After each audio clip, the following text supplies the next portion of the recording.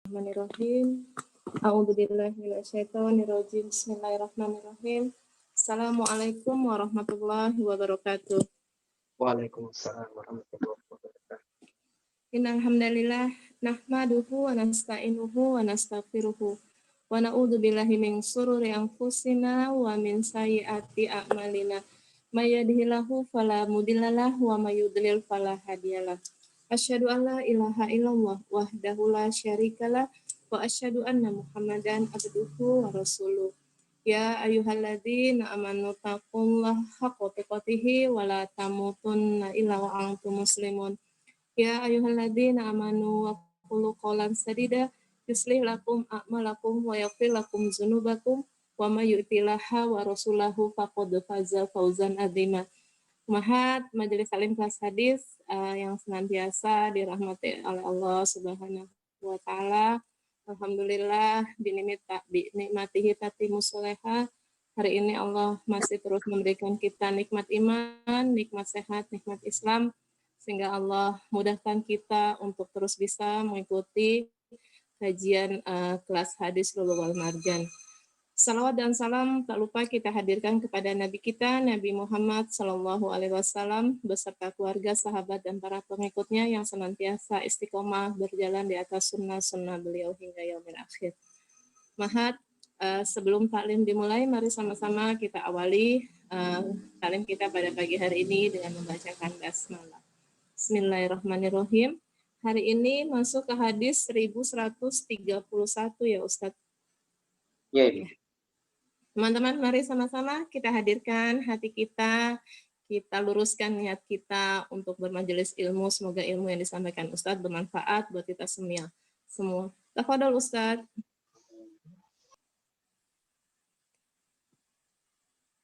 Bismillahirrahmanirrahim. Assalamualaikum warahmatullahi wabarakatuh. Waalaikumsalam warahmatullahi wabarakatuh. Innal hamdalillah nahmaduhu wa nasta'inuhu wa nastaghfiruh wa na'udzu billahi min shururi anfusina wa min sayyiati a'malina. May yahdihillahu fala mudilla lahu wa may yudlil fala hadiya lahu. Asyhadu an la ilaha illallah wahdahu la syarika lah wa asyhadu anna Muhammadan 'abduhu wa rasuluh. La nabiyya wa la rasula ba'dah. Allahumma salli wa sallim wa barik ala nabiyyina Muhammadin wa ala alihi wa ashabihi wa man tabi'ahum bi ihsanin ila yaumil qiyamah. Amma ba'd. Para ummahat, ibu-ibu jamaah sekalian yang senantiasa dirahmati Allah Subhanahu wa taala. Alhamdulillah rabbil alamin. Pada kesempatan pagi hari ini kita bisa kembali ikut serta dalam kajian hadis.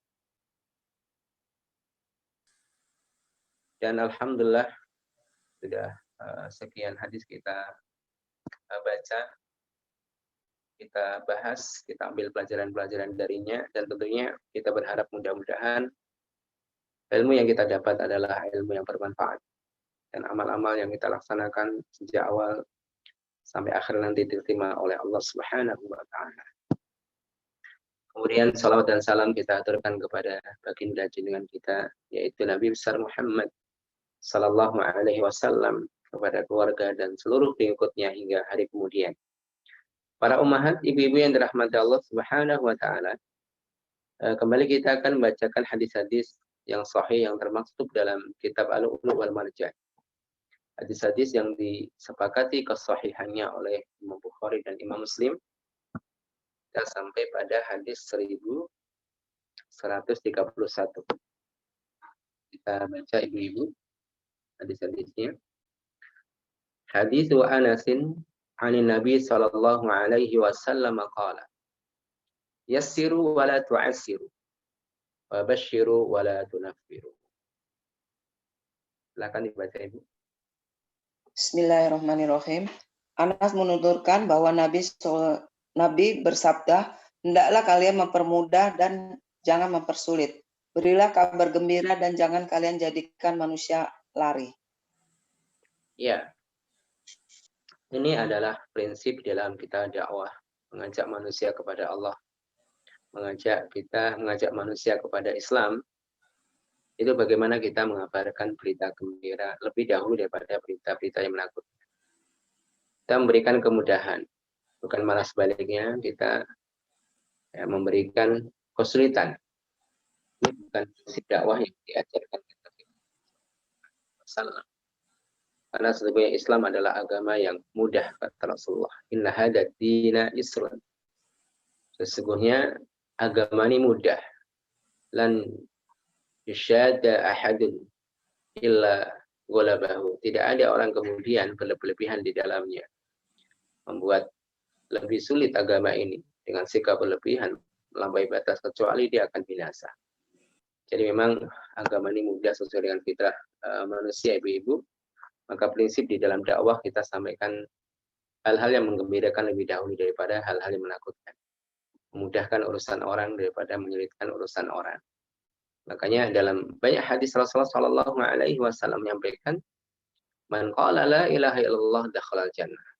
Orang yang mengucapkan la ilaha illallah masuk surga. Man kana akhiru kalamihi la ilaha illallah dakhalal jannah. Barang siapa yang ucapan terakhir yang meluncur dari lisannya adalah kalimat la ilaha illallah, maka dia masuk surga.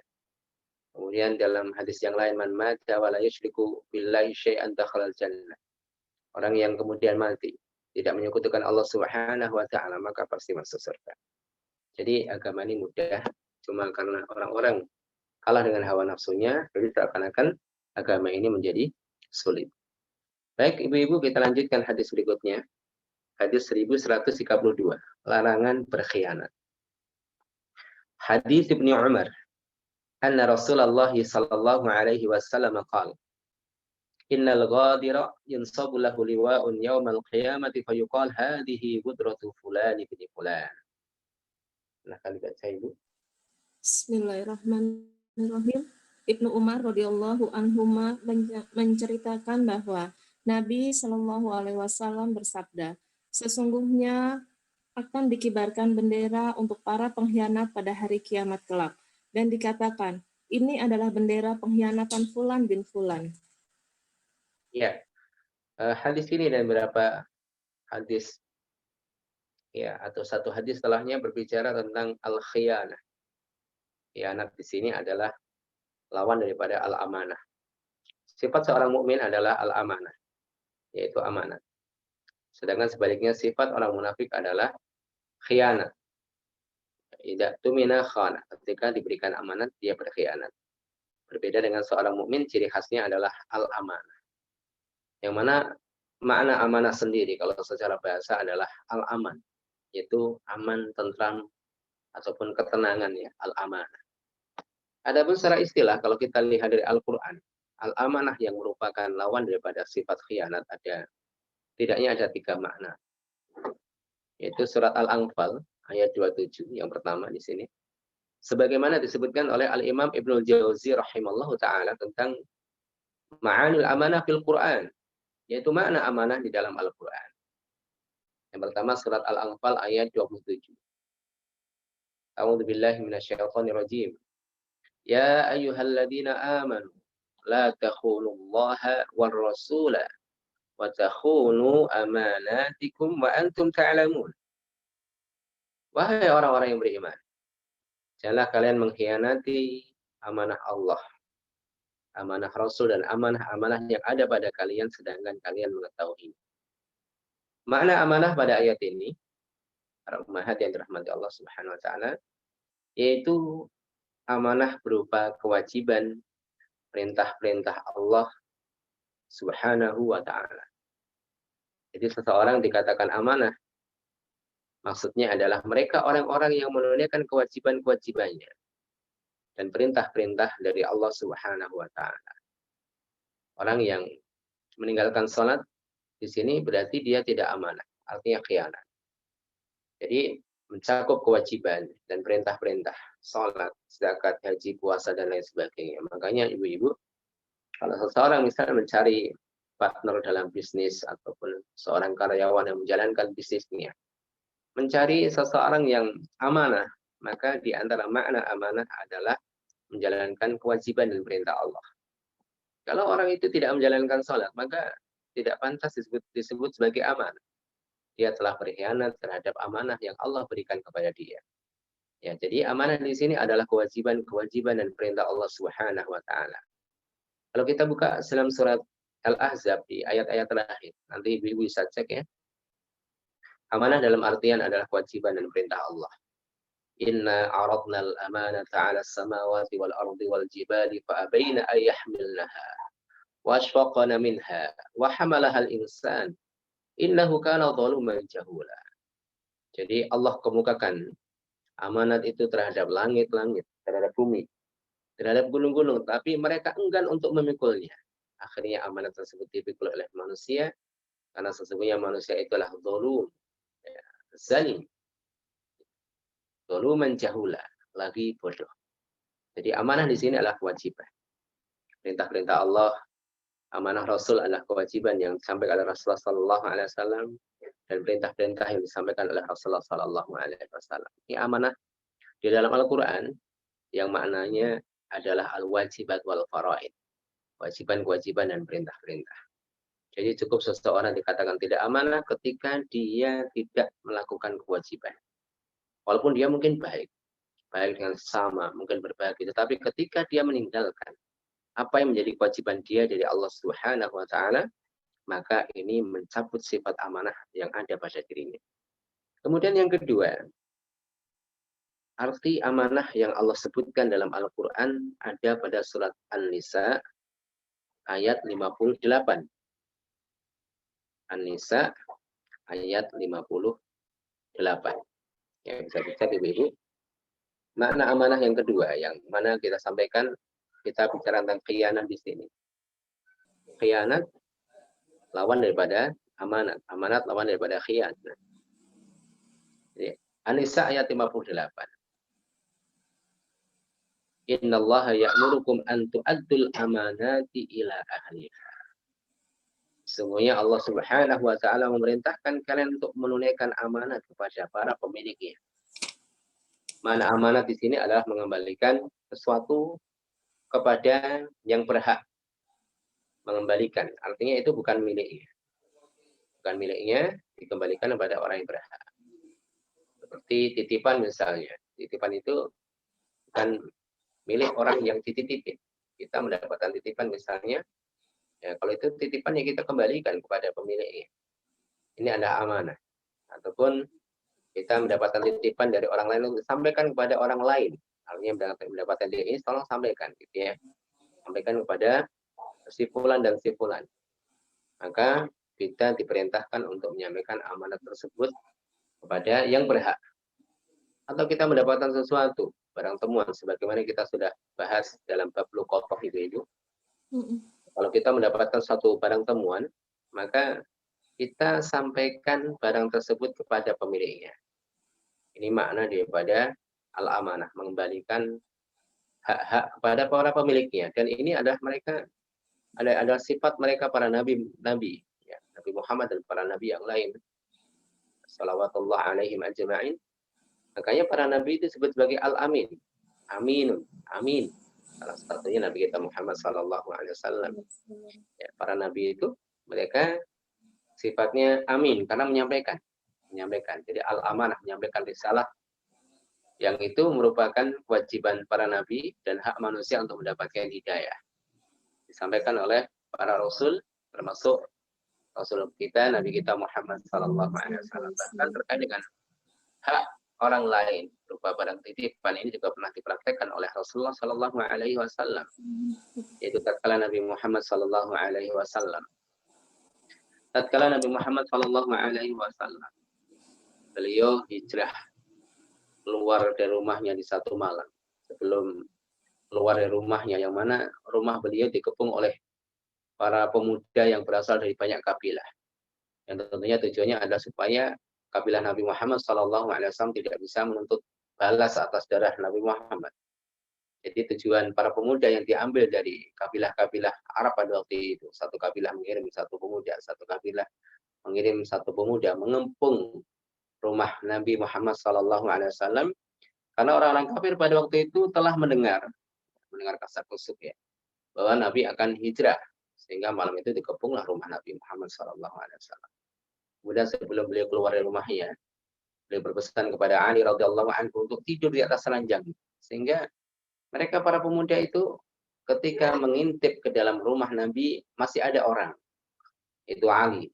Karena menurut beberapa riwayat, Ali itu posturnya ya, sama dengan postur Nabi. Jadi hampir mirip dengan Nabi Muhammad SAW. Mereka orang-orang kafir itu menyangka bahwa Nabi Muhammad masih berada di rumah. Padahal beliau sudah keluar melewati mereka, dan pandangan mereka orang-orang kafir ditutup oleh Allah Subhanahu wa taala sehingga tidak melihat Nabi keluar dari rumahnya. Ya, kemudian ternyata terkuak di sana. Kenapa Ali diperintahkan untuk berhijrah? Ya, berhijrah sekian hari setelah hijrahnya Nabi Muhammad SAW. Ternyata ada supaya Ali radhiyallahu anhu mengembalikan titipan-titipan orang kafir terhadap Nabi Muhammad, titipan-titipan barang kepada Nabi Muhammad SAW. Ini adalah contoh dari Nabi kita Muhammad SAW. Walaupun terhadap musuh sekalipun, kita diperintahkan untuk amanah. Karena khianat itu bukan sifat seorang mukmin. Kalau hak mereka yang disampaikan itu hak mereka. Sebagaimana yang dilakukan oleh Nabi Muhammad SAW, dalam keadaan nyawanya yang terancam, masih berpikir tentang barang-barang yang dititipkan oleh orang-orang yang mengancam nyawa beliau melalui Ali radhiyallahu anhu. Kemudian yang ketiga, makna amanah yang ketiga adalah yang Allah sebutkan pada surat Al-Qasas ayat 26. Al-Qasas ayat 26. Bisa dilihat Ibu, Al-Qasas, coba dilihat. Buka mushafnya.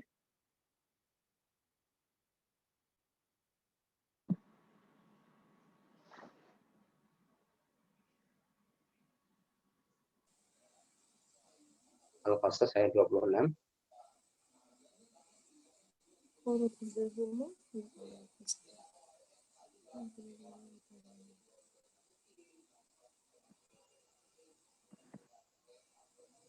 Iya.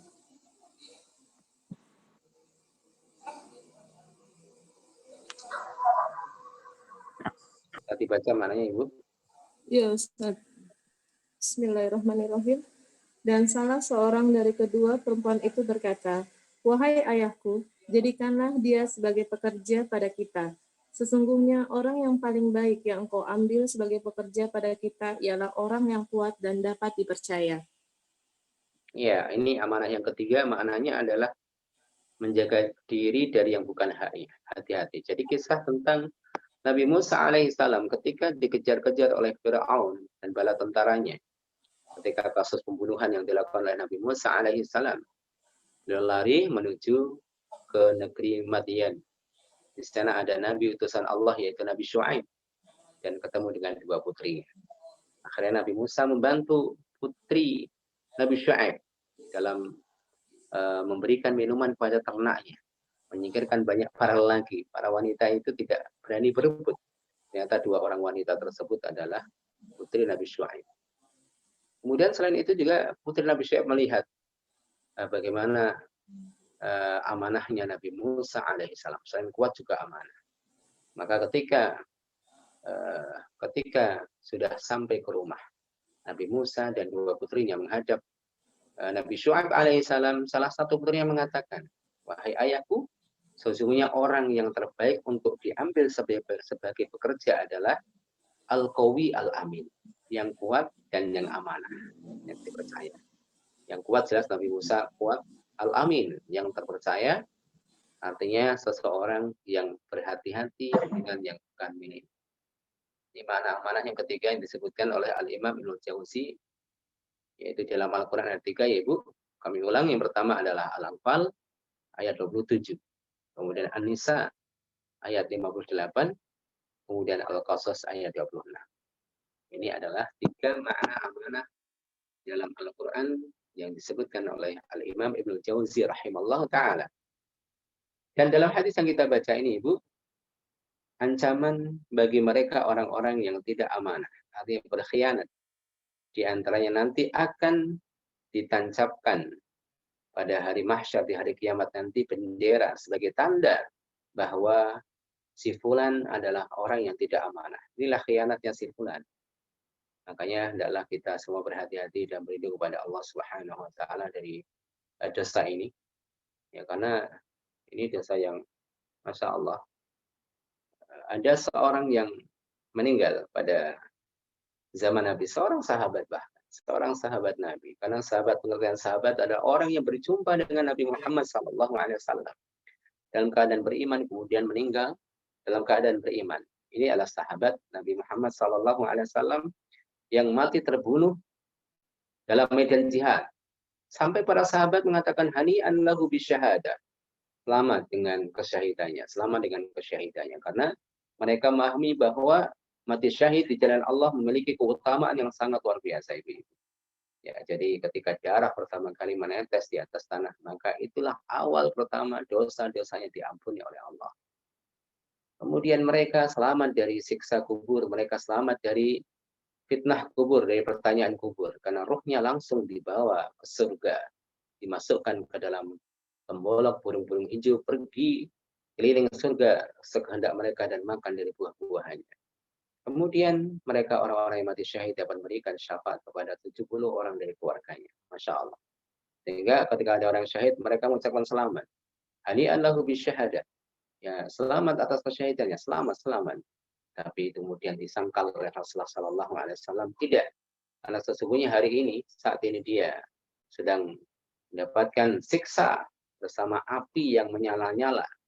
Karena kain yang dia ambil dari harta ghanimah yang belum dibagi. Jadi berkhianat. Nah, itu bukan haknya diambil. Dan di sini ibu-ibu, jadi kalau khianat itu memang tidak amanah itu banyak hal. Ada dalam banyak hal. Bisa dalam harta, bisa dalam waktu atau apapun. Jadi amanah jangan sampai disia-siakan. Termasuk harta kita itu amanah, keluarga kita amanah, anak-anak kita itu amanah. Itu akan dimintai pertanggungjawaban oleh Allah Subhanahu wa taala. Bahkan disebutkan dalam beberapa hadis, nanti ketika seorang mukmin menyeberangi sirat. Jadi seorang mukmin, kalau orang kafir tidak menyeberangi sirat, langsung masuk neraka. Karena sirat adalah jalan yang lurus. Digambarkan dalam hadis sangat tipis yang sangat tajam, membentang di atas neraka jahanam. Jadi orang-orang mukmin diuji oleh Allah Subhanahu wa taala dengan menyeberangi sirat. Satu jembatan yang licin dan tajam serta tidak tetap pada satu tempat. Jadi bergoyang kanan, bergoyang kiri, licin, menjatuhkan, menggelincirkan. Selain itu juga tajam. Ini luar biasa. Ketika seorang mukmin menyeberang, maka dihadirkan dua hal di sisi kanan dan kirinya, yaitu tentang hak para kerabat, yaitu silaturahim, dan kemudian yang kedua adalah al-amanah. Jadi orang mukmin itu akan dihadirkan. Kalau dia orang yang amanah, maka itu menyelamatkan dirinya. Kalau tidak, itu sebagai ancaman untuk dirinya. Barakallahu fikum, ibu-ibu yang dirahmati Allah Subhanahu wa taala. Kita lanjutkan hadis 1133. Hadits Abdullah bin Mas'ud. Ani Nabi sallallahu alaihi wasallam qala: "Likulli ghadirin liwa'un yaumal qiyamah, yansabu yaumal qiyamati yu'rafu bih." Silakan dibaca. Bismillah. Abdullah bin Mas'ud menceritakan bahwa Nabi bersabda, bagi setiap pengkhianat akan diberikan bendera pada hari kiamat. Bendera itu ditegakkan pada hari kiamat sehingga dapat dikenali. Iya, sama dengan hadis sebelumnya ya ibu-ibu. Jadi ini diantara bentuk penghinaan kepada mereka orang-orang yang tidak amanah.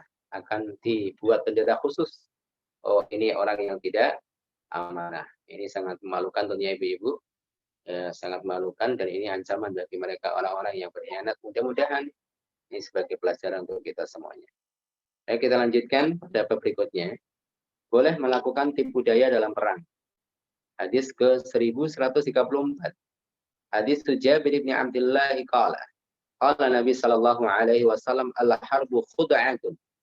Akhrajahu al-Bukhari fi Kitabil Jihad. Babul harb khud'ah. Silakan dibaca. Jabir bin Abdullah menuturkan bahwa Nabi SAW bersabda, perang adalah tipu daya. Iya, peperangan. Ya, dalam jihad bisa bila melawan orang-orang kafir. Artinya perang itu strategi, Ibu. Ya, tipu daya. Jadi merahasiakan kekuatan kaum muslimin. Kemudian bagaimana seseorang melakukan tipu daya strategi.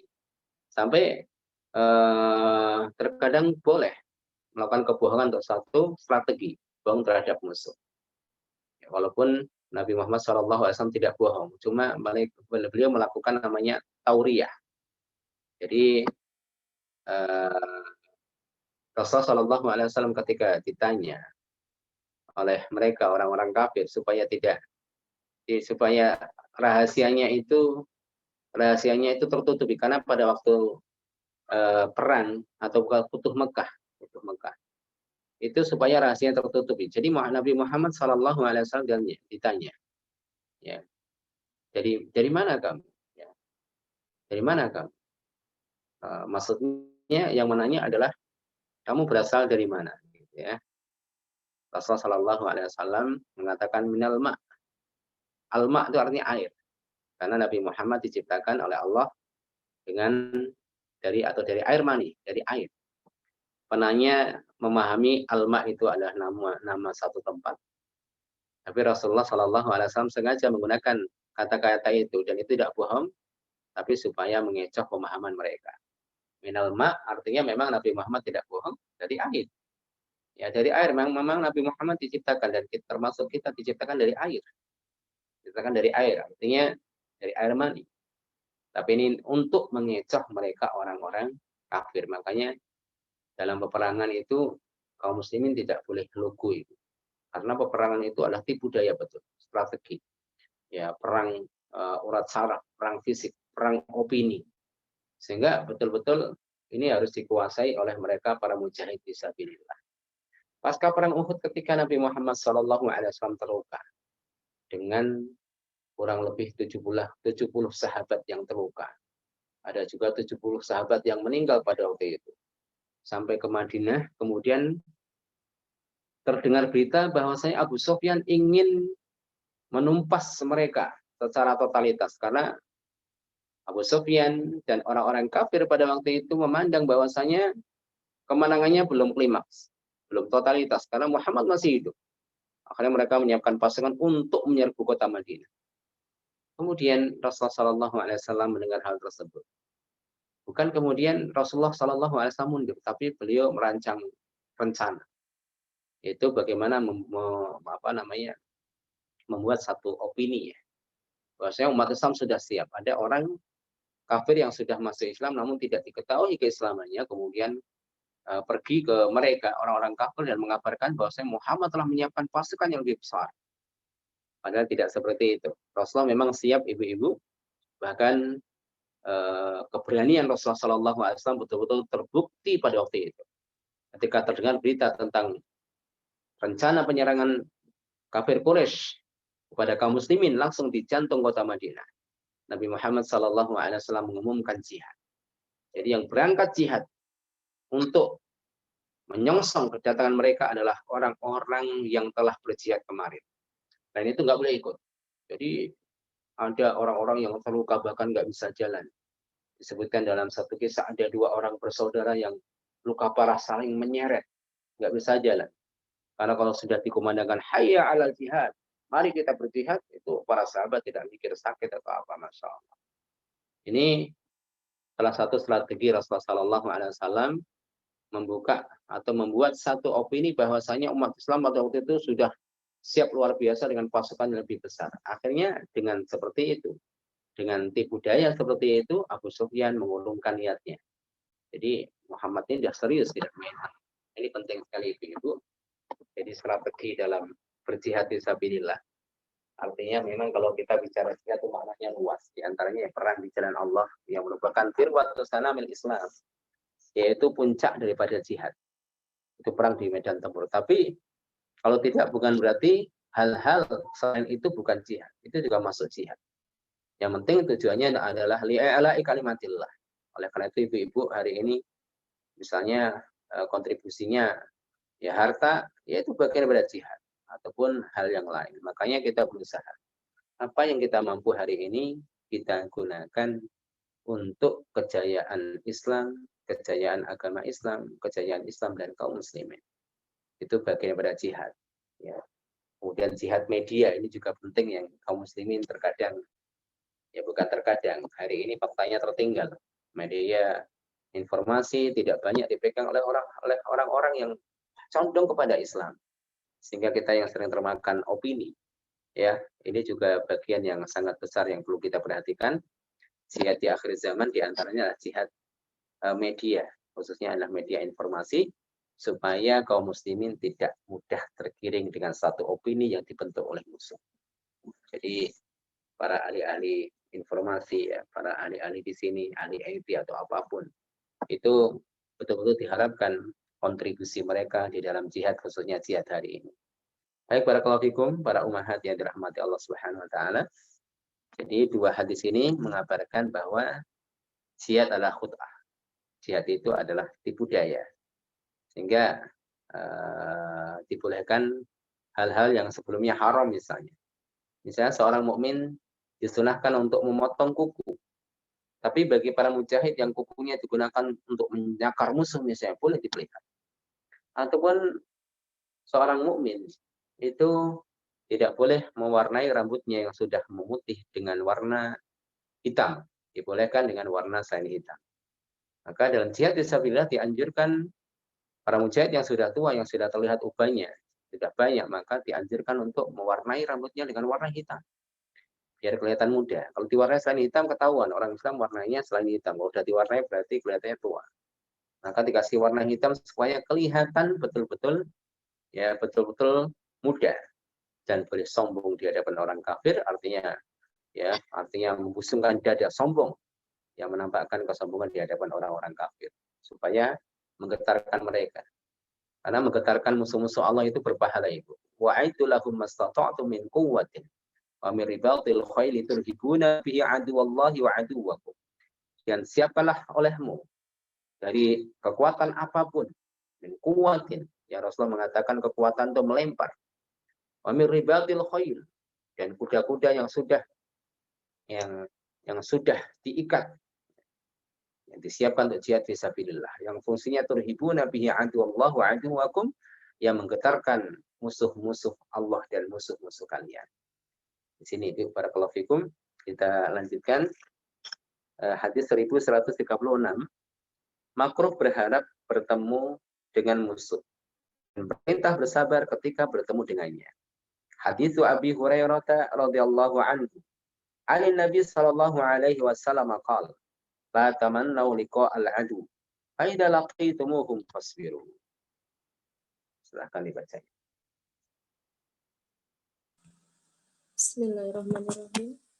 Abu Hurairah menuturkan bahwa Nabi Shallallahu Alaihi Wasallam bersabda, janganlah kalian mengharap bertemu musuh, namun jika kalian bertemu mereka, maka bersabarlah atau teguhkan hati kalian.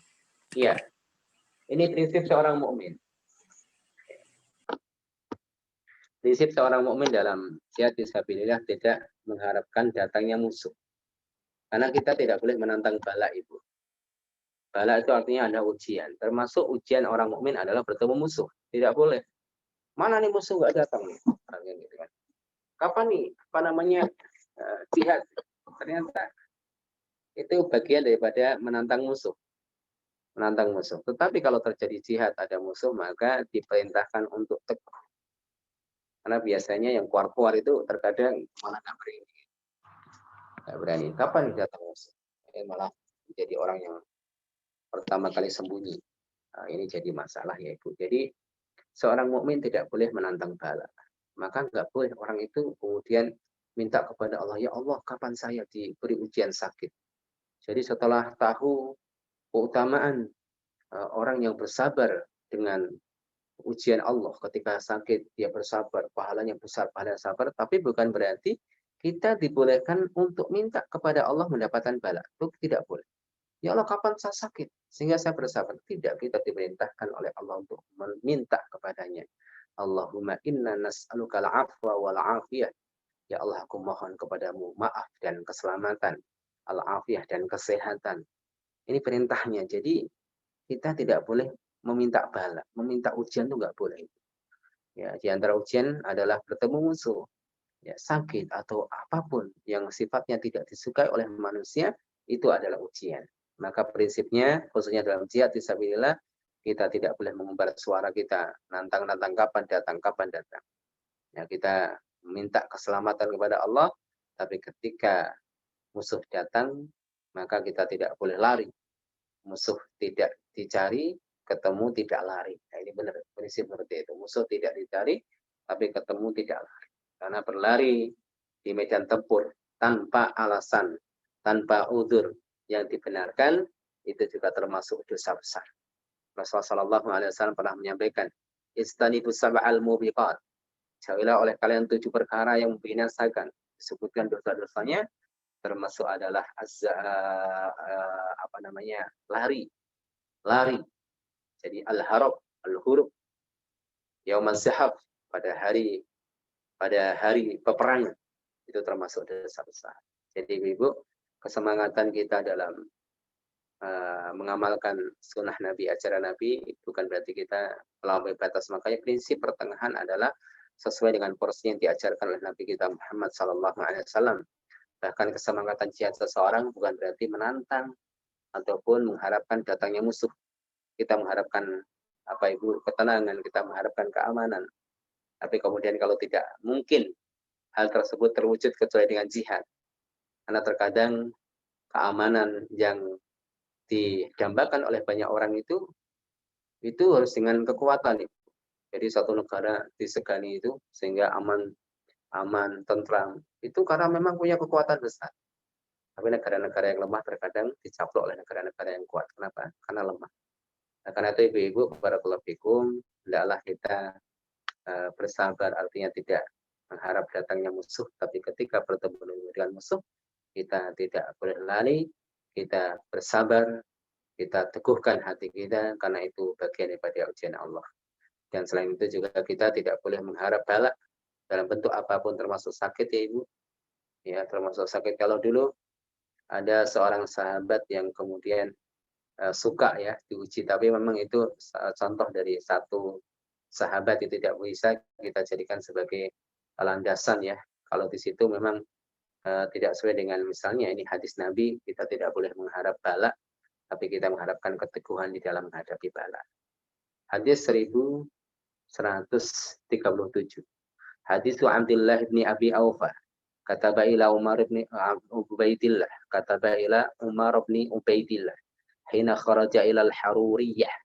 Anna Rasulullah sallallahu alaihi wasallam fi ba'di ayyamihi allati laqiya fiha al-adu. Fantadara hatta malat asy-syams. ثم قام في الناس فقال أيها الناس لا تمنوا لقاء العدو واسألوا الله العافية فإذا لقيتموهم فاصبروا واعلموا أن الجنة تحت ظلال السيوف ثم قال اللهم منزل الكتاب ومجري السحاب وهازم الأحزاب ihzimhum wansurna alaihi. Silakan dibaca Ibu. Bismillahirrahmanirrahim. Abdullah bin Abi Afwa menulis surat kepada Umar bin Ubaidillah ketika dia keluar berperang untuk menghadapi kaum Al-Hururiyah. Maka aku membacakan surat itu, ternyata di dalamnya berisi keterangan bahwa Rasulullah SAW pada sebagian kehidupan beliau saat berjumpa dengan musuh.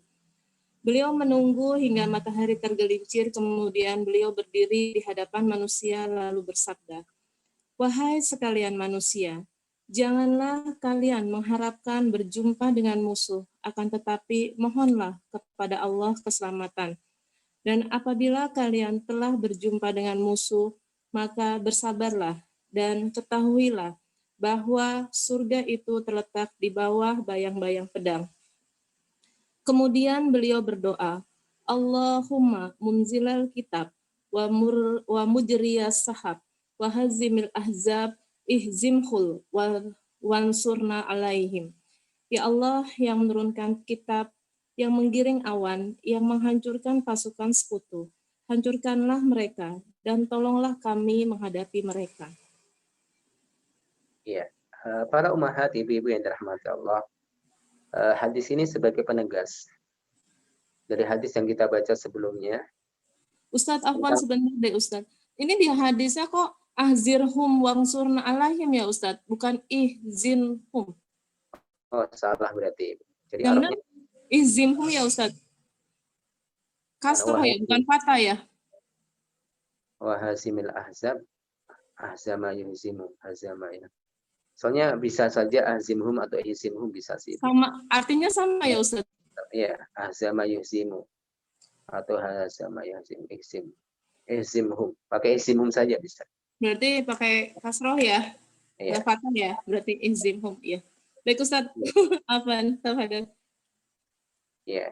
Ya walaupun kalau nanti kita teliti hadisnya, tapi maknanya dua-duanya benar sih. Oh gitu. Ya.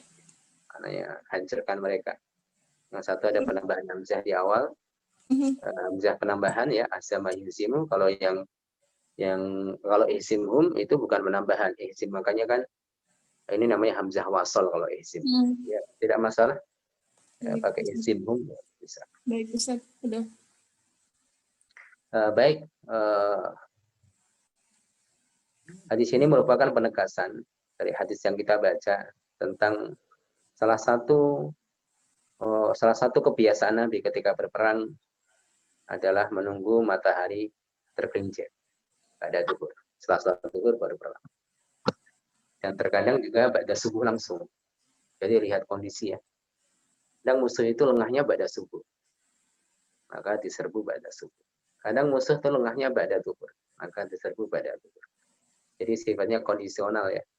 Kalau pada subuh mereka siap-siap ya, bukan berarti kemudian Rasulullah menyerang musuh pada subuh ya. Tidak, artinya kondisional, peperangan yang kemudian membuahkan hasil yang besar. Kemudian Rasulullah SAW memberikan nasihat. Jadi namanya nasihat itu sesuai dengan kondisi ya, Ibu ya. Ada nasihat yang sifatnya ammah, artinya kita sampaikan nasihat, kita ulang-ulang. Tapi ada nasihat yang sifatnya kondisional. Hari di mana di situ ada peristiwa kita menyampaikan nasihat. Ya. Jadi Rasulullah SAW mengingatkan mereka para mujahid terkait dengan prinsip jihad mereka. Kalau kita menghadapi orang yang suka makan riba, ya kita bacakan ayat riba, bukan kita bacakan hadis ini. Ada orang yang suka meninggalkan sholat, ya kita sampaikan tentang ancaman bagi mereka orang yang meninggalkan sholat. Orang yang kemudian meremehkan syariat, kita ancam dengan pembacaan ayat dan hadis tentang hukuman mereka orang-orang yang benci dan meninggalkan syariat. Jadi likuli maqamin maqal. Setiap tempat ada satu pendapat. Jadi pendapat sesuai dengan tempat, satu pendapat sesuai dengan tempat, satu tempat sesuai dengan pendapat. Ini nasihat Rasulullah bagi para mujahid dari kalangan para sahabat. Wahai manusia, janganlah kalian berharap bertemu musuh. Mintalah keselamatan. Bagaimanapun kekuatan kita, apapun kondisi kita, sekali-kali tidak boleh mengharapkan datangnya musuh. Ya. Faida laqitumuhum fasbiru, tapi kalau ketemu kita diperintahkan bersabar. Kemudian Rasulullah menyampaikan wa'lamu annal jannata tahta dhilal suyuf. Surga itu berada di bawah bayang-bayang pedang. Ini juga menunjukkan salah satu jalan menuju surga adalah jihad. Sebagaimana salah satu jalan menuju surga adalah salat. Atau salah satu jalan menuju surga adalah sedekah. Salah satu jalan menuju surga adalah saum. Maka jihad adalah menempati bagian yang luar biasa. Sampai disampaikan oleh Rasulullah, surga itu di bawah bayang-bayang pedang.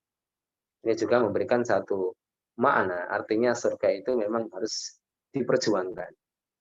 Meraihnya itu berat, makanya surga itu tinggi. Orang harus naik mendaki. Di sana ada onak dan duri ujian yang pasti sudah menanti, kan seperti itu. Nah, karena orang Jawa bilang masuk surga itu munggah swarga, naik. Kalau neraka ya di bawah, nyemplung neraka, jadi masuk ke neraka, terjun ke dalam neraka. Jadi ini gambaran yang disampaikan oleh Rasulullah SAW. Surga adalah sesuatu yang harus diperjuangkan. Jihad fisabilillah. Maka salah kalau kemudian orang itu anti jihad. Ini terpapar dengan pikiran orang-orang yang benci terhadap Islam. Sehingga makan mentah-mentah slogan yang kemudian mereka dengung-dengungkan bahwa umat Islam itu teroris, sekarang kemudian radikal. Nah, mereka adalah orang-orang radikalis. Walaupun definisi itu nggak jelas sampai hari ini. Ya, sehingga sematan-sematan ini mereka sematkan persis dengan pola Fir'aun ketika memerangi Musa. Inna haula'i la syirzimatun qalilun. Mereka itu para pengacau, jumlahnya nggak banyak mereka. Jadi betul-betul Nabi Musa dibilang pengacun dan sebagainya. Ini adalah pola mereka orang kafir. Jadi menjatuhkan dengan semata nama-nama yang tidak pantas. Ya, barakallahu fikum ibu-ibu yang dirahmati Allah Subhanahu wa taala. Jadi jangan latah dengan ungkapan mereka orang-orang kafir. Ya, ciri teroris ya adalah yang berbicara tentang jihad. Al-Quran berbicara tentang jihad. Yang perlu dikritisi adalah jihad yang kemudian melampaui batas. Ini hati-hati, Bu. Jadi kalau kita bicara tentang jihadnya kan butuh kekuatan. Jadi kekuatan ya kalau kita bicara strategi, Bu, ada kekuatan yang sifatnya adalah kekuatan komando ya. Jadi betul-betul sam'an wa ta'atan, sami'na wa ata'na kepada para pemimpin. Yang kepemimpinan ideal itu ada pada zaman Nabi dan zaman khilafah. Itu ideal. Kenapa? Kepemimpinan itu komplit. Dipimpin oleh orang-orang yang berilmu dan saleh dan mereka pandai politik dan strategi. Ada negara Islam kemudian berdasarkan syariat. Nah, ketika tidak ada kepemimpinan yang sifatnya politis, karena memang satu negara sudah dipegang oleh mereka orang-orang yang tidak suka dengan Islam, maka tersisa kepemimpinan para ulama. Maka sam'an wa ta'atan ini kita berikan kepada mereka para ulama. Kami dengar dan kami taat. Sam'an wa ta'atan, kami mendengar dan kami taat. Dan kemudian ada kekuatan yang sifatnya berhubungan dengan manusia. Ini juga penting. Kadang orang melampaui batas berlebihan di sini. Ya. Sehingga tidak mau kerjasama dengan musuh. Padahal kalau kita baca sejarah, ya tidak mau kerjasama dengan kaum muslimin yang lain, bukan musuh. Kalau kita baca sejarah bagaimana kaum muslimin menyatukan kekuatan, bahkan terkadang Nabi Muhammad bekerjasama dengan musuh untuk menjadikan Islam tetap eksis. Ini Nabi. Makanya Israel itu kuat, kenapa? Karena dia mendesain, merancang, dan mempraktekkan kekuatan seperti ini. Merangkul negara-negara sekitar, merangkul negara adidaya gitu, sehingga kuat. Ketika ada orang yang menyerang Palestina, Amerika yang kemudian maju duluan. Nah, di sini penting. Nah, karena itu umat Islam jangan sampai salah ya. Seperti kalau kita bicara tentang fenomena yang terjadi di Suriah, ada kelompok ya ISIS misalnya, kita kritisi sedikit tentang hal ini, ibu-ibu. Bagaimana ISIS ini tidak memberikan peluang kerjasama. Jadi kalau nggak mau bayat ya sudah habis musuh. Ini bahaya. Jadi masalah itu kan perlu dibicarakan dan sebagainya. Kelompok kaum mukminin walaupun dia berjihad juga melawan rezim yang kafir dan tolim. Itu kalau tidak mau gabung dengan mereka udah. Padahal kalau kehidupan Nabi Muhammad SAW kalau bicara tentang kerjasama dalam strategi jihad, terkadang Nabi Muhammad koalisi dengan kabilah suku kafir untuk memperkuat eksistensi, minimal untuk memperbesar pasukan. Jadi itu juga pernah terjadi pada zaman Nabi Muhammad SAW. Intinya ibu-ibu, jihad bagian daripada syariat Islam. Jangan latah dengan slogan yang mereka dengungkan bahwasanya radikalisme terorisme itu ya berasal dari pembahasan jihad. Tidak. Yang salah adalah melampaui batas dalam pemahaman jihad, sehingga malah menjadikan orang-orang yang tidak pantas dimusuhi dan ditumpahkan darahnya, malah dimusuhi dan ditumpahkan darah. Kemudian terakhir adalah Rasulullah mengingatkan mereka para sahabat, apapun dan bagaimanapun kondisi mereka, tidak mungkin menang kecuali dengan izin Allah. Maka apapun kondisi kita, siapapun kita, status kita apa itu, jangan lupa doa. Ya, jadi misalnya orang itu Masya Allah, pintar dalam sesuatu, kemudian dia ditantang untuk menunjukkannya, maka jangan lupa doa. Jangan mengandalkan kekuatan materi saja, tapi kita andalkan kekuatan tawakal kita, andalkan kekuatan pertolongan dari Allah Subhanahu wa taala. Maka termasuk salah satu doa dalam jihad adalah Allahumma munzilal kitab. Ya Allah yang menurunkan Alkitab, wa mujriyas sahab, yang menjalankan awan, wa hazimal ahzab, yang membinasakan, yang mengalahkan pasukan koalisi Ahzab. Ihzimhum mansurna alaihim. Hancurkan mereka dan tolonglah kami atas mereka. Ya Allahumma munzilal kitab wa mujriyas sahab wa hazimal ahzab. Ihzimhum mansurna alaihim. Baik ibu, kita baca lagi hadis berikutnya. Hadis 1138. Haram membunuh wanita dan anak-anak dalam perang. Silahkan Ibu. Baca.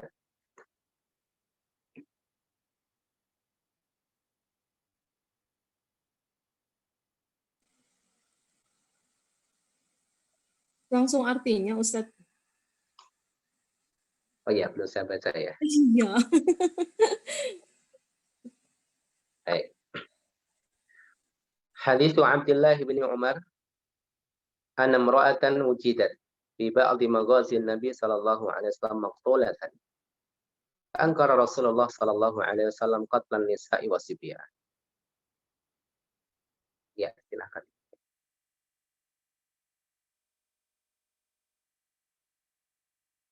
Bismillahirrahmanirrahim. Abdullah bin Umar mengabarkan bahwa ada seorang wanita yang ditemukan dalam keadaan terbunuh di sebagian peperangan Nabi Shallallahu Alaihi Wasallam. Maka Rasulullah Shallallahu Alaihi Wasallam mengingkari pembunuhan terhadap wanita dan anak-anak. Ya, ini etika yang diajarkan oleh Rasulullah Shallallahu Alaihi Wasallam dalam peperangan. Ini etika betul, ya, yang itu ditaati oleh orang-orang beriman, yang menyeru Nabi, ditaati oleh para sahabat. Pernah terjadi seperti itu diingkari oleh Nabi, artinya larangan itu. Larangan membunuh wanita dan anak-anak. Kecuali. Jadi tidak boleh membunuh para wanita dan anak-anak. Kecuali mereka tergabung dalam pasukan perang. Ada wanita menjadi tentara. Ya, ikut perang, maka boleh. Atau anak kecil yang sudah pintar memainkan senjata dan ikut perang, maka boleh. Tapi kalau tidak menjadi anggota pasukan, tidak. Jadi pada zaman Nabi pun perempuan ikut serta ibu, tapi gak ikut perang, hanya ngasih semangat-semangat aja. Ngasih tepuk tangan, ngasih semangat, teriakan-teriakan di belakang pasukan. Mereka tidak boleh dibunuh. Kalau hanya ngasih semangat aja itu wajar. Tapi kalau kemudian mereka ikut andil dalam peperangan, dalam makar, dalam mengatur strategi, berarti mereka kombatan, istilahnya, musuh.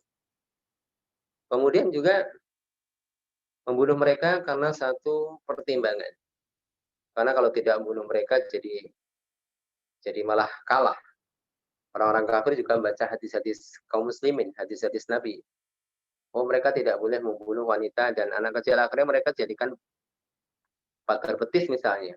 Akhirnya kaum muslim tidak berani menyerang, tidak berani menembak misalnya karena ada anak-anak dan anak kecil dijadikan tameng. Itu terjadi di beberapa tempat ya, tidak saya sebutkan. Ya, itu mereka menggunakan anak-anak untuk tameng. Dalam hal itu maka dibolehkan karena pertimbangan maslahat. Hukum dasarnya tidak boleh. Jadi etika perang itu benar-benar luar biasa yang diajarkan oleh Rasulullah. Tidak boleh membunuh anak-anak, tidak boleh membunuh anak kecil, tidak boleh membunuh orang-orang yang sudah tua, yang ikut perang, sudah tua rentang, apa yang dibunuh. Jangankan membunuh, bahkan para mujahid dilarang untuk menebang dan membakar pohon kalau tidak ada tujuannya. Kalau tidak ada tujuan strategi perang untuk menghalangi pergerakan musuh misalnya, atau untuk tujuan yang lain, tidak boleh kemudian menebang pohon, bakar pohon.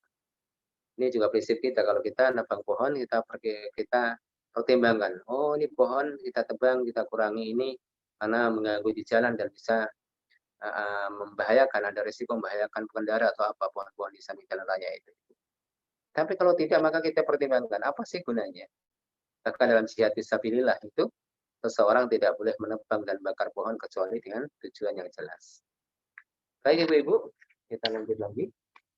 Hadis 1139. Boleh membunuh wanita dan anak-anak dalam persembunyian saat penyerbuan, bukan dengan sengaja. Hadis Sa'd bin Jassamah, qala marra biyan Nabi sallallahu alaihi wasallam bil abwa'i aw bi waddan. Wa su'ila an ahli dari yubayyituna min al-musyrikin fa yusabu min nisa'ihim wa dara'ihim. Qala hum minhum. Bismillahirrahmanirrahim. As-Sabu bin Jassamah menuturkan Nabi SAW berjalan melewatiku di Al-Abwa atau di Waddan. Beliau ditanya tentang kaum musyrikin penduduk suatu negeri yang diserbu Lalu para wanita dan anak keturunan mereka terbunuh. Beliau menjawab, mereka termasuk dari golongan mereka, musyrikin yang berhak diperangi. Iya, ya seperti penyerangan terhadap satu kampung dipanah kalau hari ini mungkin dengan tembakan. Yang tidak bisa memilah karena mereka hidup mereka tinggal di kampung mereka. Beda dengan peperangan di lapangan perang jarak dekat yang tidak melibatkan perempuan dan anak-anak. Penyerangan dalam satu wilayah yang karena membutuhkan harus diserang dalam satu wilayah. Di sana tinggal anak-anak dan para wanita. Maka ketika mereka jadi korban, ya sudah mereka termasuk golongan orang-orang yang boleh dibunuh pada waktu itu. Jadi bukan karena sengaja, karena tidak bisa memilah itu, tidak bisa memisahkan. Ya, tidak bisa memisahkan mana yang betul-betul menjadi tentara yang memerangi umat Islam atau para wanita, anak-anak yang tidak ikut. Maka boleh, tapi bukan karena faktor sengaja. Kita baca lagi hadis berikutnya 1140. Hadis Ibnu Umar qala harraqa Rasulullah sallallahu alaihi wasallam nakhla Bani Nadir wa qata'a wa hiyal buwairah فنزلت ما قطعتم من لينة أو تركتموها قائمة على أصولها فبإذن الله. Ya, silakan. Bismillah. Ibnu Umar mengabarkan bahwa Rasulullah SAW membakar pepohonan kurma Bani Nadlir dan juga memotongnya, yakni Al-Buwairah. Maka Allah Ta'ala pun menurunkan ayat, pepohonan kurma yang telah kalian tebang atau yang kalian biarkan berdiri tegak di atas pokoknya adalah atas dasar izin dari Allah. Iya, ini satu kondisi ya Ibu. Misalnya menghancurkan perkebunan orang kafir sebagai sumber logistik itu boleh. Tapi kalau nggak ada faedahnya jangan. Jadi kalau ada faedahnya, ada kemaslahatan dalam peperangan untuk memutus sumber logistik sehingga misalnya menghancurkan sawah atau ladang atau sumber makanan mereka itu boleh. Ya, karena untuk memutus daripada pasokan logistik orang-orang kafir. Baik, mungkin kita baca satu hadis lagi, Ibu. Satu hadis lagi 1141. Halal makan ghanimah rampasan perang hanya khusus untuk umat Muhammad. Hadis Abi Hurairah radhiyallahu anhu qala Rasulullah sallallahu alaihi wasallam Goza nabiyyun minal anbiya faqala liqaumihi la yatba'ni rajulun malaku bud'a imra'atin wa huwa yuridu ay yabniya biha wa lamma yabni biha wala ahadun bana buyutan wa lam yarfa' suqufaha wala ahadun ishtara ghanaman aw khalifatin wa huwa yantadiru waladaha aghaza fadana min al-qaryati salat al-'asr aw qariban min dhalika faqala syams innaki ma'muratun wa ana ma'mur Allahumma ihbisha alaina. Fahubisat hatta fatahallahu alaina. Fajama'al ghanaim. Faja'at ya'lin nar. Ita'kulaha. Falam tatma'ha. Faqala inna fikum gululan. Fal yubayi'ani min kulli qabilatin rajulun. Falasiqat yadu rajulun biyadi faqala fikumul gulul. Fal yubayi'ni qabilatuka. Falasiqat yadu rajulaini aw salasati biyadihi. Faqala fikumul ghulul faja'u bi ra'si misli ra'si baqaratin min adh-dhahab fawada'uha faja'atin naru fa'akalatha thumma halallahu lana al-ghanaim ra'a dha'fana wa 'ajazna fa'ahallaha lana. Silakan dibaca. Abu Hurairah radhiyallahu anhu menuturkan bahwa Rasulullah SAW bersabda, ada seorang nabi di antara para nabi yang berperang lalu berkata kepada kaumnya, janganlah mengikuti aku seseorang yang baru saja menikahi wanita, sedangkan dia hendak menyetubuhinya karena dia belum menyetubuhinya sejak malam pertama. Dan jangan pula seorang yang membangun rumah-rumah sedang dia belum memasang atap-atapnya. Dan jangan pula seseorang yang membeli seekor kambing atau seekor unta yang bunting sedang dia menanti-nanti hewan itu beranak.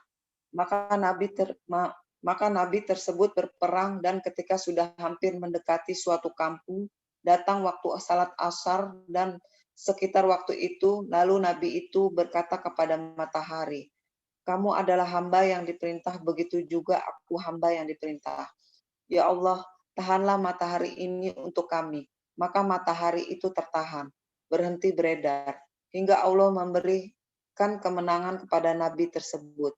Kemudian nabi tersebut mengumpulkan ghanimah, lalu tak lama kemudian datanglah api untuk memakan, menghanguskan, namun api itu tidak dapat memakannya.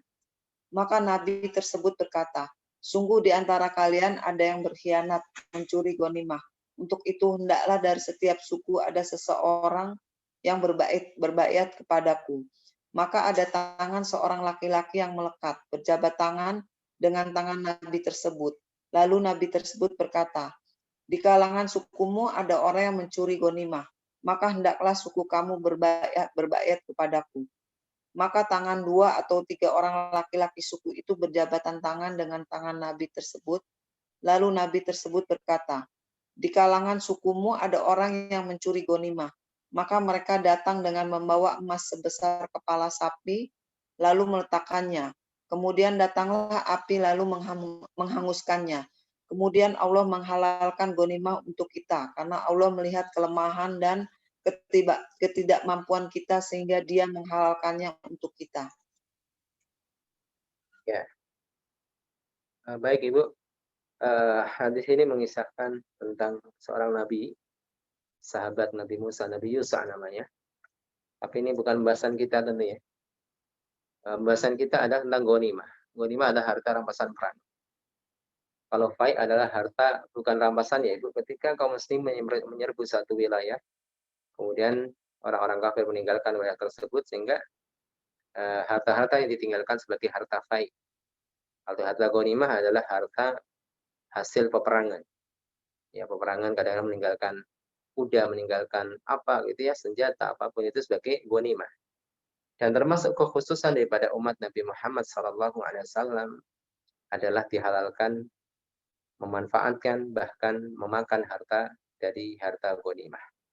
Jadi ada beberapa keistimewaan Nabi Muhammad dan umatnya. Salah satunya adalah uhillat lanal ghanaim, dihalalkan bagi kami harta ghanimah. Jadi kalau pada zaman dahulu tidak boleh Ibu. Jadi harta rampasan perang tidak dihalalkan bagi nabi-nabi sebelumnya. Sehingga ini juga menunjukkan bahwasanya syariat para nabi terkadang berbeda.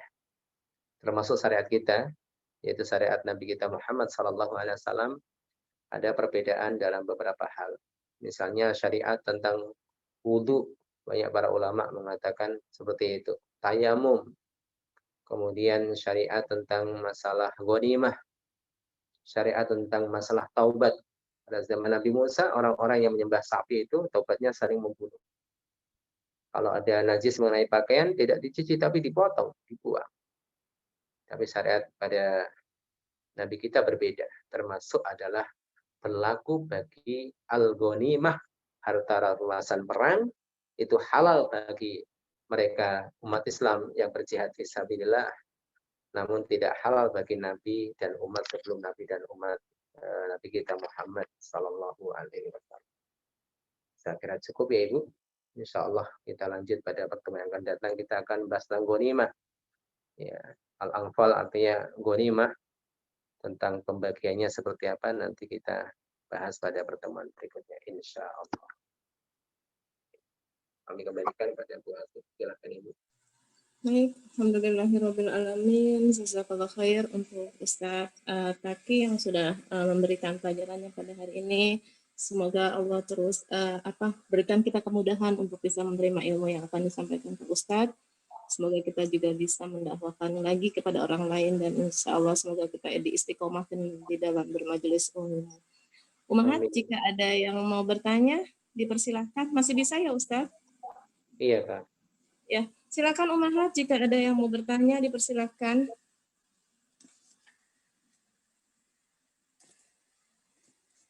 Jika tidak ada yang bertanya, saya bertanya ya Ustaz. Yes, Ustaz, ini berkaitan dengan amanah ya Ustaz. Kadang kan ada seseorang gitu ya, misalnya menggalang dana gitu ya Ustaz. Di akhirnya dia biasa menyebutkan gini, di akhir transfer nominal yang di akhir itu harus ditambahkan dengan nilai misalnya Rp500 gitu ya Ustaz. Itu diperbolehkan nggak ya Ustaz kalau seperti itu? Ya, apa namanya itu untuk memudahkan saja Ibu. Untuk memudahkan. Tapi boleh Ustaz. Tapi Iya, kan boleh. nanti misalnya kelebihannya dikemanakan Ustadz? Misalnya kan dia misalnya hanya 100.000 gitu loh Ustadz. Nah terus ada tambahan 500 dari sekian 500 itu dikali berapa orang terus nanti kelebihannya dikemanakan kalau orangnya tidak Iya. aman? Itu Jadi seperti apa Ustadz? jadi nanti kan gini Bu. Jadi itu masalahnya bukan penandaan itu tapi amanahnya kan gitu kan. Jadi amanah. Jadi kalau misalnya yang benar disampaikan sih Bu, misalnya di ilmu nafian ya eh, kita sampaikan secara umum seperti ini. Nanti apapun yang masuk kita gunakan untuk ma'had gitu ya, untuk ma'had untuk somasi gitu ya.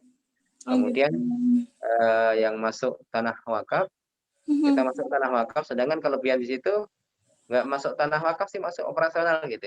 Jadi nggak keluar ke Boleh yang ya. lain. Oh Kecuali gitu. memang ada yayasan yang sifatnya tanfid ya, dia mengambil misalnya 2,5% dari donasi dan itu dipahami sih nggak masalah, Ibu sudah dipahami seperti itu Oh kan. gitu ya. Oh Nah, gitu ya. jadi nggak masalah ya. Tadi masalah sih bukan nominal tambahan itu ya hanya untuk memudahkan saja. Oh Tapi gitu lebih ya. baik transparansi Bu. Artinya gini, Iya oh kalau betul. ini nanti untuk ini, oh ini untuk apa namanya Iya iya. para pegawai karena mereka fokus di situ kan itu gampang soalnya. Iya. Mending transparan sesuai dengan nominal yang ditransfer aja ya Ustadz. Lebih mencari amannya tidak ada penambahan kecuali memang kalau yayasan memang ada beberapa pos ya Ustadz ya. Iya. Kalau Jadi persoalangan memang seperti itu kalau ya. kalau apa nggak ada misalnya dana-dana yang lain itu pas aja karena kita kasih nominal itu Betul. untuk milah-milah itu. Betul, iya benar. Pos-posnya masing-masing ada beberapa pos ya Ustadz ya. Ada kode-kodenya gitu kan lebih mudah. Iya Ustadz. Baik Ustadz, Ini saudara saya. ini informasi juga Ibu. Iya Ustadz. Insya Allah uang yang dulu pernah kita kumpulkan ya Ibu, itu kita Wakaf. akan ya kita Wakaf tanah berikan itu. di Jatisari seluas 200 meter insya Allah. Alhamdulillahirrahmanirrahim. Sudah dapat Ustadz? Sudah Sudah dapat? dapat tanahnya, tinggal nanti proses deh. Kemarin udah deal dengan pemilik. Jadi kan ini kan masa pandemi lumayan tuh harganya Betul, lumayan betul. turun. Iya, iya Ustadz, iya. Ditawarkan 560, kenanya 400. Karena itu kan Oh, jalan dari jalan besar itu 100 nggak meter, jauh ya. kemudian yang Oh, itu muat 2 mobil Ibu. alhamdulillah, iya Di Ustadz. samping jalan juga gitu. Jadi saya nggak jadi pikiran juga waktu itu kan kita pernah galang dana jadi masih menghadapi rekening Rekening. jadi Iya, nilainya betul, turun betul. terus kita belikan Betul. belum dapat gitu kan Iya, jadi iya, bingung iya. gitu. Betul. Kan mungkin Jadi kurang sebesar mungkin kurang lebih 48 juta ya nanti kita coba minta ini kita Bismillah buat ya Ustadz. ya Iya. Ibu sekalian komplain Disebar gitu kan aja Ustadz, nggak apa-apa Ustadz. Bismillah, nanti dicoba aja disebar flyernya. Siapa tahu dari teman-teman ada yang berkelapangan rezeki ya, ya bisa memanfaatkan termasuk kan sebagai. dari ibu-ibu Magfirah kan banyak yang Iya, masuk untuk dana itu iya, Ibu jadi kan alhamdulillah. Iya, biar cepat teralokasikan walaupun nanti pembangunan kita pikir lagi. betul. Iya, Karena Ustadz. untuk Ultra kan sudah tuh dari Pak Peno, sudah ada Iya, rumah. iya. Yang di Ini Pemda itu sudah ya, sudah wakaf ya, ya, sudah tanggap ya. alhamdulillah. Iya, alhamdulillah. Iya. Jadi kemarin saya pikir apa untuk pembangunan rumah Pak Peno ya enggak deh, mau kemarin wakaf Pak tanah Penuh kan. kayaknya sudah permanen ya Ustadz, sudah bagus kok ya Pak Penuh Iya, ya. sudah Sudah bagus gitu cukup kan. lah ya, insya Allah ya. Kalau tanah kan lebih langgeng Ibu, karena memang Betul, haknya betul, tanah kan gitu kan. betul, betul, betul. Lebih langgeng insya Iya. Allah untuk jariah para umahat yang sudah masuk. Iya Ustadz, alhamdulillah. Iya, mudah-mudahan terlaksana dan tertutupi kekurangannya. Allah ya, Amin. makanya insya Allah. Iya, Jazakallah. baik Ustadz. Iya, Umahat, barangkali kalau memang masih ada yang mau ditanyakan, dipersilakan. Kalau tidak ada, saya cukupkan dulu. Kayaknya cukup ya Ustadz. Oh iya, boleh Ibu. Pembahasan terakhir Alhamdulillah sampai di hadis ke 1141. Baik Umahat, jika tidak ada yang bertanya, kiranya kita cukupkan dulu kajian kelas hadis pada siang hari ini. Kita tutup dulu dengan doa kafaratul majlis dan hamdalah. Subhanaka Allahumma wa bihamdika asyhadu an la ilaha illa anta astaghfiruka wa atubu ilaik. Alhamdulillahirabbil alamin. Jazakumullahu khair untuk umahat semua yang sudah bergabung dalam kajian kelas hadis hari ini dan jazakallahu khair untuk Ustaz Kaki yang sudah memberikan ilmunya. Insya Allah Allah pertemukan kita kembali di Selasa depan dalam kondisi yang sehat, insya Allah, sehingga Allah mudahkan kita untuk terus bermajelis ilmu. Jazakallah khair ya Ustadz. Ditunggu flyernya. Mudah